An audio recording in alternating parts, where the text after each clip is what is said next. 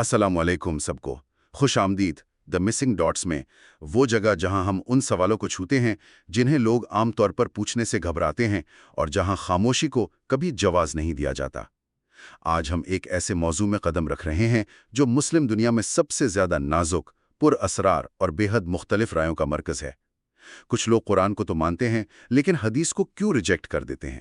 کچھ متضاد روایات کی وجہ سے، اور کچھ اس لیے کہ انہیں انسانی زنجیر روایت پر بھروسہ نہیں ہوتا۔ یہ بحث نہ یوٹیوب سے شروع ہوئی، نہ ریڈٹ سے، نہ ٹک ٹاک سے۔ یہ بحث 14 صدیوں سے چلتی آ رہی ہے۔ کیا یہ شک و شبہات نئے ہیں یا اسلام کے ابتدائی دور سے ہی موجود تھے؟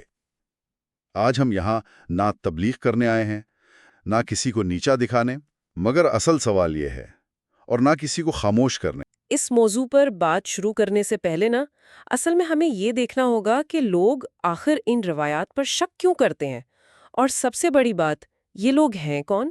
ہاں، کیونکہ یہ کوئی ایک مخصوص گروہ تو نہیں ہے نا؟ بالکل نہیں، یہ مختلف سوچ رکھنے والے لوگ ہیں۔ دیکھیں، کچھ تو خود کو اہل القرآن کہتے ہیں۔ ان کا بڑا سیدھا سا ماننا ہے کہ قرآن بالکل واضح ہے، مکمل ہے، تو پھر ہمیں باہر سے کسی تشریح کی ضرورت کیوں ہے؟ صحیح، یعنی ان کے نزدیک قرآن کافی ہے۔ ہاں، اور پھر کچھ ایسے لوگ ہیں جو اسلام چھوڑ چکے ہیں، یعنی ایکس مسلمز، وہ ان روایات کو باقاعدہ ایک ہتھیار کے طور پر استعمال کرتے ہیں تاکہ دین پر تنقید کر سکیں۔ اور اسی طرح مغربی محققین ہیں، اورینٹلسٹ، جو اس پورے نظام کو ہی تاریخ اور انسانی سیاست کا نتیجہ سمجھتے ہیں۔ اچھا، یہ سب تو ٹھیک ہے، لیکن ایک عام مسلمان کا دماغ یہاں کیسے الجھتا ہے؟ دیکھیں، میں اگر اس کو ایک عام فہم مثال سے سمجھاؤں، اگر قرآن کسی بھی ملک کا ایک مکمل آئین ہے، کانسٹیٹیوشن ہے، تو کیا حدیث اس کی تشریح یا اس کے بائی لاز نہیں ہیں؟ بالکل، یہ کافی مناسب مثال ہے۔ کیونکہ آئین تو ہمیشہ بنیادی اصول ہی بتاتا ہے نا، تفصیل تو بائی لاز سے ملتی ہے۔ تو لوگ بائی لاز کو فرضی کیوں سمجھنے لگتے ہیں؟ مطلب جو لوگ 5 وقتہ نماز پڑھتے ہیں، جس کی پوری تفصیل کے رکوع کیسے کرنا ہے، سجدہ کیسے کرنا ہے، یہ سب تو حدیث سے ہی ملتی ہے نا، تو وہی لوگ انکار کیسے کر سکتے ہیں؟ یہ بہت زبردست پوائنٹ ہے، اور اصل میں اس کو ہاؤ ٹو یا عملی دلیل کہا جاتا ہے۔ شروعاتی دور میں امام احمد ابن حنبل نے بھی بالکل یہی سوال اٹھایا تھا۔ انہوں نے پوچھا تھا کہ بھائی، اگر حدیث کو نکال دیں تو نماز کیسے پڑھیں گے، زکوٰۃ کا حساب کیسے لگائیں گے؟ ہاں، ظاہر ہے، طریقہ تو وہاں نہیں لکھا۔ صحیح، لیکن جو لوگ انکار کرتے ہیں نا، ان کا اس پر ایک کاؤنٹر آرگیومنٹ ہوتا ہے۔ وہ کہتے ہیں کہ دیکھیں، نماز یا حج جیسی چیزیں ہمیں ان کتابوں میں لکھی ہوئی روایات سے نہیں ملی۔ وہ کہتے ہیں یہ عملی تواتر سے آئی ہیں۔ عملی تواتر یعنی پریکٹس سے؟ بالکل، یعنی ایک نسل نے دوسری نسل کو نماز پڑھتے ہوئے دیکھا اور اپنا لیا۔ ان کا ماننا ہے کہ ان عملی عبادات کے لیے ہمیں کسی ٹیکسٹ پر یا کسی روایت پر انحصار کرنے کی ضرورت نہیں ہے۔ اچھا، تھوڑی دیر کے لیے اگر ہم مان بھی لیں کہ عملی تواتر نے نماز کو بچا لیا، لیکن مسئلہ تو وہاں آتا ہے جب قانون کی باریکیاں آتی ہیں، وراثت کے مسائل ہیں یا عقیدے کی بات آتی ہے۔ ان میں تو عملی تواتر نہیں چلتا نا، وہاں تو لفظی روایتی دیکھنی پڑتی ہیں۔ ہاں، اور وہی سب سے بڑا اختلاف پیدا ہوتا ہے۔ تو مجھے یہ بتائیں، کیونکہ میں نے جو نوٹس پڑھے ہیں ان میں کافی ایسی چیزیں تھیں جو لگ رہا تھا انٹرنیٹ کی پیدائش ہیں، تو کیا یہ بحث واقعی صدیوں پرانی ہے یا یہ آج کے اس ریشنلزم اور انٹرنیٹ والے دور کا مسئلہ ہے؟ نہیں، یہ بالکل نئی بات نہیں ہے۔ انٹرنیٹ نے تو اسے صرف رفتار دی ہے۔ اگر ہم تاریخ میں تھوڑا پیچھے جائیں تو سب سے پہلے خارجائٹس کا دور آتا ہے۔ انہوں نے سب سے پہلے یہ نعرہ لگایا تھا کہ حکم صرف اللہ کا ہے۔ اچھا، یعنی وہاں سے شروع ہوئی یہ سوچ؟ ہاں، اور جب ان کی اس سیاسی سوچ پر علماء نے تنقید کی تو انہوں نے ان تمام احادیث کو من گھڑت کہہ دیا جو ان کے نظریے سے ٹکراتی تھیں۔ پھر اس کے تھوڑے عرصے بعد معتزلہ سامنے آئے۔ معتزلہ یعنی اس دور کے ریشنلسٹس؟ بالکل صحیح پکڑا آپ نے۔ ان کا بنیادی اصول ہی یہ تھا کہ عقل ہمیشہ نقل پر بھاری ہے۔ نقل یعنی روایت۔ اگر کوئی حدیث ان کی عقل میں نہیں آتی تھی، چاہے اس کی سند کتنی ہی مضبوط کیوں نہ ہو، وہ اسے مسترد کر دیتے تھے۔ اس وقت امام شافعی نے اپنی کتاب الرسالہ میں پوری طاقت سے سنہ کا دفاع کیا تھا۔ تو امام شافعی نے واضح کر دیا تھا کہ سنہ وحی کا حصہ ہے؟ جی ہاں، اور انہوں نے اس وقت اس بحث کو تقریباً ختم ہی کر دیا تھا۔ ایک منٹ، اگر امام شافعی نے اس مسئلے کو ٹھیک کر دیا تھا تو اچانک پچھلی 2 صدیوں میں اس نے دوبارہ اتنا زور کیوں پکڑ لیا؟ ایسا کیا بدل گیا کہ عام مسلمان دوبارہ شک میں مبتلا ہو گیا؟ اس کا سیدھا سا جواب کولونیلزم ہے، یعنی مغربی سامراج کا غلبہ۔ 19ویں اور 20ویں صدی میں جب مسلم دنیا کو سیاسی اور علمی زوال کا سامنا کرنا پڑا نا، تو ہمارے یہاں ایک شدید احساس کمتری پیدا ہوا۔ لوگ سوچنے لگے کہ ہم پیچھے کیوں رہ گئے ہیں دنیا سے؟ بالکل، اسی دور میں اگناز گولڈزیہر اور جوزف شاخت جیسے مغربی اورینٹلسٹ سامنے آئے۔ انہوں نے اپنے تحقیق میں دعویٰ کیا کہ یہ احادیث پروفٹ کے دور کی نہیں ہیں، بلکہ بعد میں سیاسی اختلافات میں گھڑی گئی ہیں۔ تو زوال کے اس درد میں کچھ مسلمان مفکرین جیسے عبداللہ چکرلاوی اور بعد میں رشاد خلیفہ، انہوں نے سوچا کہ شاید ہمارے اس زوال کی وجہ ہی یہ روایات ہیں۔ یعنی انہیں لگا کہ اگر ہم انہیں چھوڑ دیں تو دوبارہ ترقی کر لیں گے؟ ہاں، انہوں نے انہیں ایک بوجھ سمجھ کر اتار پھینکنا چاہا تاکہ عقل اور جدت کے ساتھ قدم ملا سکیں۔ تو اصل میں سیاسی ہار نے ذہنی شک کو جنم دیا۔ خیر، تاریخ سے تھوڑا نکل کر آپ اس بنیادی دلیل پر آتے ہیں جو ہر دوسرا شخص دیتا ہے، اور لوگ اکثر ٹیلی فون گیم کی مثال دیتے ہیں۔ آہا، یہ بہت عام اعتراض ہے۔ مطلب لوگ کہتے ہیں کہ اگر میں نے آپ کے کان میں ایک بات کہی، آپ نے تیسرے بندے کو بتائی، تو 10ویں بندے تک جاتے جاتے تو بات کا پورا مطلب ہی بدل جاتا ہے۔ اگر کسی بات کو 150 یا 200 سال تک صرف سینے میں محفوظ رکھا گیا تو اس پر آنکھ بند کر کے کیسے اعتماد کیا جا سکتا ہے؟ انسان تو بھول جاتا ہے نا۔ دیکھیں، ٹیلی فون گیم کی مثال سننے میں بہت منطقی لگتی ہے، لیکن تاریخی حقیقت میں یہ بالکل بھی فٹ نہیں ہوتی۔ وہ کیسے؟ کیونکہ حدیث کی منتقلی ایک اکیلی لائن نہیں تھی۔ ایسا نہیں تھا کہ کسی ایک شخص نے دوسرے کے کان میں راز کی طرح کوئی بات کہی ہو۔ یہ ایک مکمل نیٹ ورک تھا۔ اس کو ایسے سمجھیں کہ ایک استاد کے پاس مسجد میں 10 شاگرد بیٹھے ہیں۔ اس نے ایک بات بتائی، وہ 10 شاگرد الگ الگ شہروں میں گئے اور وہاں انہوں نے مزید 100 لوگوں کو وہی بات بتائی۔ اچھا، یعنی کراس چیکنگ ہو رہی تھی۔ بالکل۔ اب اگر ایک شاگرد بھول کر غلط لفظ بولتا ہے تو باقی 9 اس کی تصدیق کر کے اس کی غلطی فوراً پکڑ لیں گے۔ علم حدیث میں اسے روایت کا پھیلاؤ کہتے ہیں۔ اور دوسری بات یہ، جو لوگ کہتے ہیں نا کہ 150 سال تک صرف زبانی وقفہ تھا، یہ تحقیق سے غلط ثابت ہو چکا ہے۔ اچھا، تو لکھی ہوئی تھی اس وقت؟ ہاں، ایم عظیمی نے اپنی تحقیق میں ثابت کیا کہ شروعاتی دور میں صرف زبانی روایت پر انحصار نہیں تھا۔ صحابہ کے پاس اپنے لکھے ہوئے صحیفے موجود تھے، جیسے صحیفہ حمام ابن منبع، جو انہوں نے حضرت ابو ہریرہ سے سن کر لکھا تھا۔ رکیں ایک منٹ، یہاں ایک بہت بڑا تضاد ہے۔ ہمارے نوٹس میں باقاعدہ حوالہ موجود ہے جہاں پروفٹ نے خود حدیث لکھنے سے منع کیا تھا۔ یہ تو عام مشہور بات ہے کہ انہوں نے منعت کی تھی کہ میرے علاوہ کچھ نہ لکھو، کہیں وہ قرآن کے ساتھ مل نہ جائے۔ تو اگر لکھنا منع تھا تو یہ صحابہ صحیفے کہاں سے لے آئے؟ یہ کافی اہم نقطہ اٹھایا آپ نے۔ لکھنے کی ممانت والی حدیث بالکل اپنی جگہ موجود ہے، لیکن اس کی وجہ اس مخصوص وقت کے ساتھ جڑی تھی۔ یہ ممانت اسلام کے بالکل ابتدائی دور میں تھی، جب قرآن نیا نیا نازل ہو رہا تھا اور مسلمان اس کی آیات کے عادی نہیں تھے۔ تو ڈر یہ تھا کہ دونوں مکس نہ ہو جائیں۔ ہاں، خوف یہ تھا کہ لوگ وحی اور نبی کی عام گفتگو کو ایک ہی پنے پر نہ لکھ لیں۔ لیکن جب صحابہ قرآن کے اسلوب اور زبان سے اچھی طرح واقف ہو گئے تو ممانت اٹھا لی گئی، باقاعدہ اجازت دی گئی تھی۔ یعنی بعد میں لکھنے لگے تھے لوگ؟ بالکل۔ عبداللہ ابن عمرو ابن العاص کی مثال سب سے واضح ہے، جنہیں خود نبی نے فرمایا تھا کہ لکھا کرو۔ اچھا چلو، اگر لکھنے کی اجازت تھی اور یہ نیٹ ورک اتنا ہی اچھا تھا تو پھر امام بخاری والی بات کا کیا کریں گے؟ یہ تو سب کہتے ہیں کہ ان کے پاس 6 لاکھ روایات جمع تھیں اور انہوں نے صرف چند ہزار شامل کی، باقی سب نکال دیں۔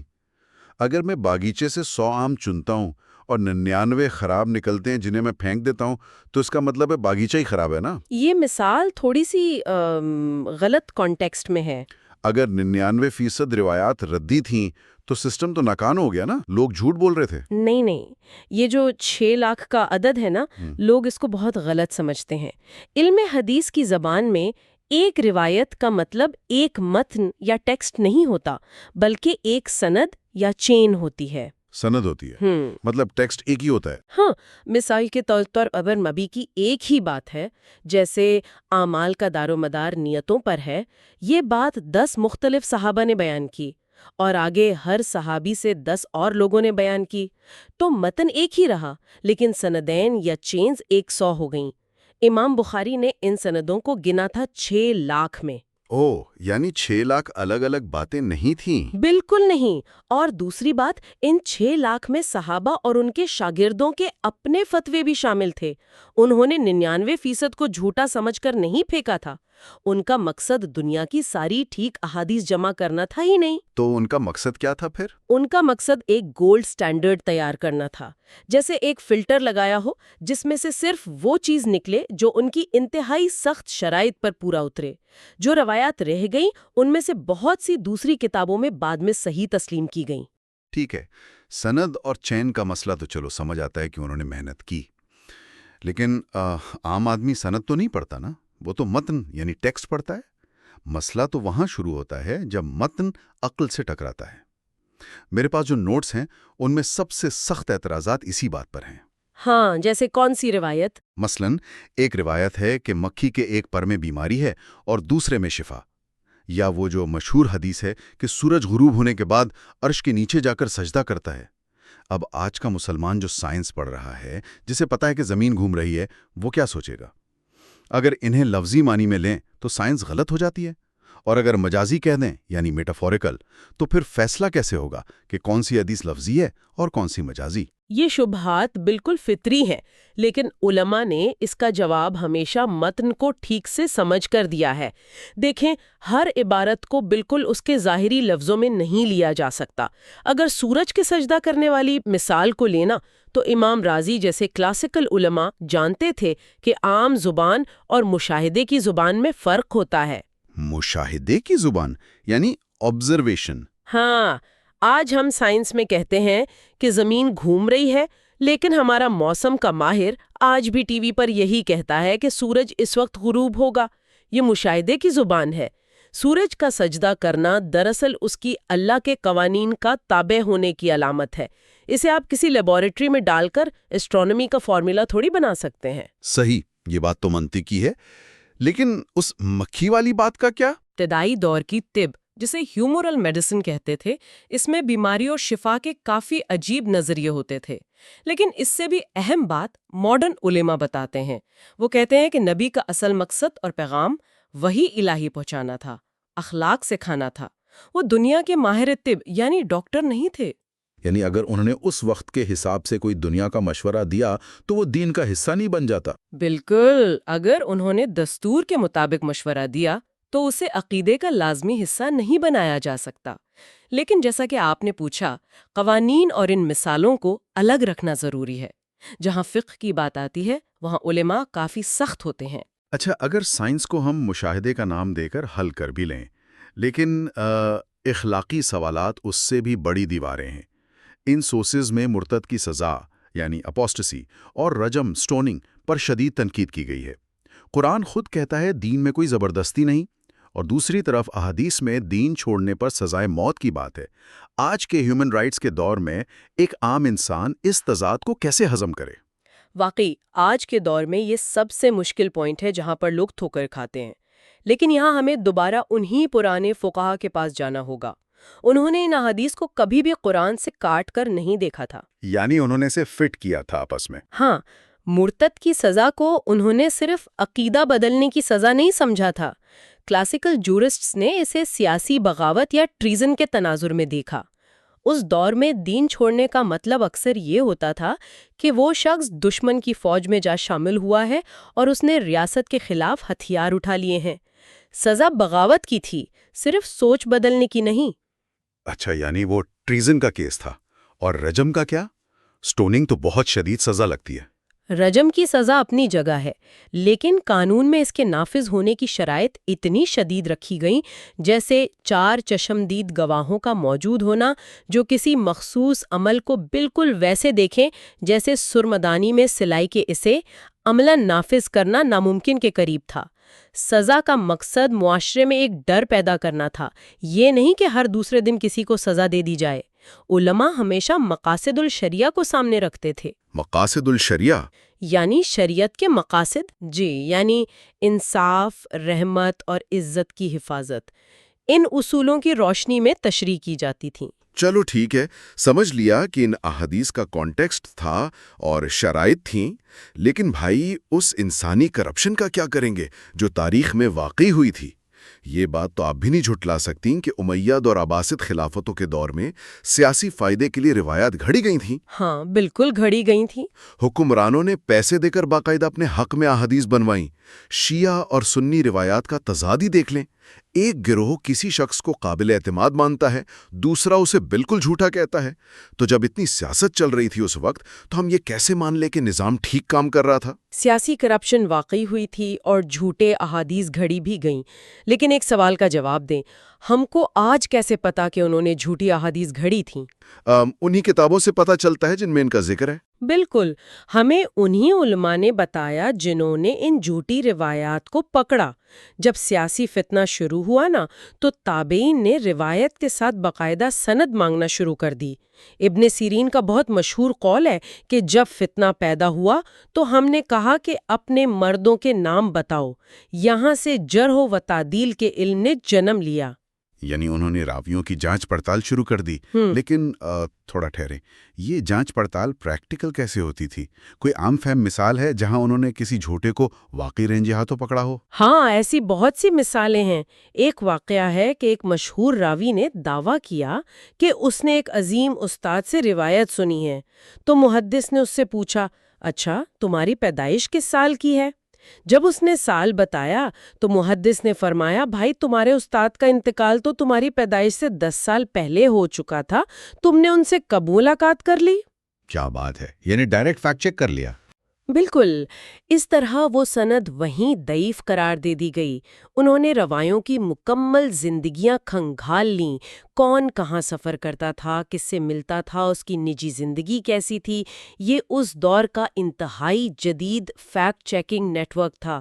تو جھوٹی احادیث کا پکڑا جانا اس بات کا ثبوت ہے کہ ان کا امیون سسٹم صحیح کام کر رہا تھا۔ چلے مان لیا کہ امیون سسٹم مضبوط تھا، لیکن اس پورے ذخیرے میں آج ہم کہاں کھڑے ہیں؟ علماء ایک لفظ استعمال کرتے ہیں، متواتر اور آحد۔ میں نے کافی دفعہ سنا یہ کیا ہے اور ہمیں اس الجھن سے نکالنے میں ان کا کیا فائدہ ہے؟ یہ بہت بنیادی چیز ہے۔ متواتر وہ روایات ہیں جو ہر صدی اور ہر دور میں اتنے زیادہ لوگوں نے بیان کی ہوں کہ ان سب کا جھوٹ پر مل جانا عقلاً ناممکن ہو۔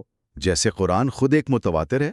بالکل، یا 5 وقتہ نماز، ان سے ہمیں قطعی یقین حاصل ہوتا ہے۔ اور دوسری طرف آحد وہ روایات ہیں جو 1، 2 یا چند لوگوں کے ذریعے پہنچی ہیں۔ تو کیا ان کو نہیں مانتے لوگ؟ مانتے ہیں، یہ روایت ہمیں غالب گمان یا پروبیبلٹی ضرور دیتی ہیں، اور قانونی اور فقہی مسائل میں ان پر عمل بھی کیا جاتا ہے۔ لیکن عقیدے کے باریک معاملات میں کلاسیکل علماء ان پر بہت محتاط رویہ اختیار کرتے ہیں۔ عقیدے کو وہ متواتر اور قرآن کے اصولوں پر بنیادتے ہیں۔ صحیح۔ تو اس ساری بحث اور تحقیق کو سامنے رکھتے ہوئے اگر میں آپ سے پوچھوں کہ اگر ہم حدیث کو پوری طرح چھوڑ دیں، نماز کے طریقے کو سائیڈ پر رکھ دیں، تو ہم مسلمان کے طور پر کیا کھو دیں گے؟ میں نے کہیں پڑھا تھا کہ ہم ایک ہسٹوریکل ویکیوم میں چلے جائیں گے۔ اس کا کیا مطلب ہے اور اسباب النزول کا اس سے کیا تعلق ہے؟ دیکھیں، قرآن کسی پہاڑ پر ایک ہی وقت میں پورا نازل تو نہیں ہو گیا تھا نا۔ یہ تو مسلسل 30 سال کی جدوجہد، مصیبتوں اور سیاسی اتھل پتھل کے دوران تھوڑا تھوڑا کر کے آیا۔ ہر آیت کے پیچھے ایک کہانی ہے، ایک مکمل کانٹیکسٹ ہے، جسے ہم اسباب النزول کہتے ہیں۔ یعنی اس آیت کے نازل ہونے کا پس منظر؟ ہاں، تو اگر آپ حدیث اور سیرہ کو بیچ میں سے نکال دیں تو آپ کے پاس صرف ایک ٹیکسٹ رہ جاتا ہے جو ایسے لگتا ہے جیسے بس آسمان سے گرا ہو۔ پھر ہر شخص اس ٹیکسٹ کو اپنے سیاسی یا ذاتی مقاصد کے لیے جیسے چاہے مینیپولیٹ کر سکتا ہے۔ ماڈرن اسکالرز یہی سمجھاتے ہیں کہ حدیث کے بغیر آپ قرآن کو اس کی اصل روح میں نہیں سمجھ سکتے، کیونکہ آپ اس زندہ انسان کو ہی بیچ میں سے نکال دیتے ہیں جس پر وہ نازل ہوا تھا۔ اور شاید یہی وہ آخری نقطہ ہے جس پر رک کر ہم سب کو سوچنا چاہیے۔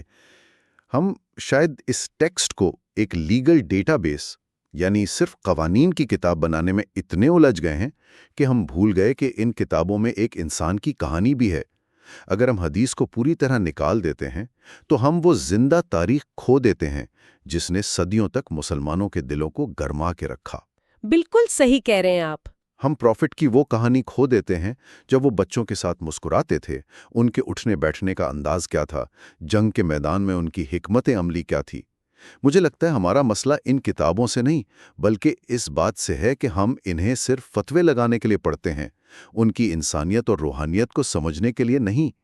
ये बहस दरअसल सिर्फ सनद और टेक्स्ट की नहीं है, बल्कि इस बात की है कि हम अपनी पहचान को और इस मुकम्मल सुन्नत को अपने दिलों में जिंदा कैसे रखते हैं।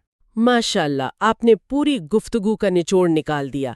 इल्मी तनकीद और तहकीक तो चलती रहती है और चलनी भी चाहिए, लेकिन उस जिंदा पैगाम को खालिस नीयत के साथ समझने की कोशिश हमें कभी नहीं छोड़नी चाहिए। अल्लाह हमें तौफीक दे। चलो चलते हैं। इस चैनल द मिसिंग डॉट्स को फॉलो करना ना भूलिए। शुक्रिया।